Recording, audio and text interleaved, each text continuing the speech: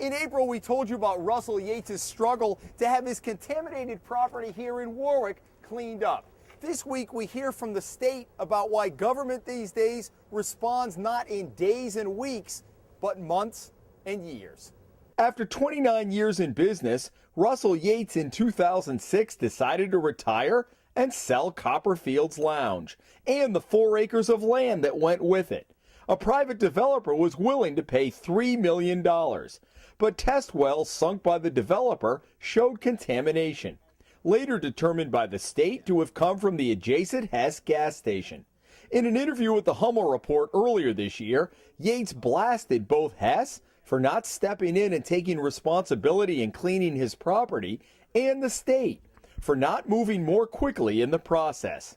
Hess has not responded to repeated requests by the Hummel Report for comment, but we did sit down with DEM for the state's perspective. The most difficulty is when you're on tight timelines with property transfers. It's extremely difficult. Leo Hellestead heads DEM's Waste Management Division that ultimately oversees Yates' case and hundreds of others. And we've got 270 odd cases just relative to tanks that we deal with in the program.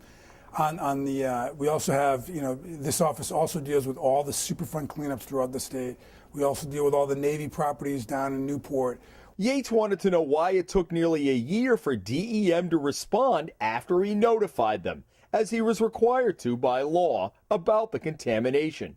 The developer who wanted to buy the property did an extensive engineering study, which Yates passed along to the state. The bureaucrats got to pick it up, look through it, digest it, and concur with what his consultant's trying to say, and to try to do that on a timeline that works is extremely difficult. Probably safe to say you don't have as many people as you used to either. Oh, absolutely. We're down, I'd say, a third on that.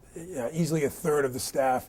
And so that's the realities of state government these days also. It is. Hellestead said Hess is not Yates' only concern. His bar also borders a dry cleaner, and some of the property there is contaminated. Although Yates says the dry cleaner is responsible for the contamination, the state says it is less clear-cut.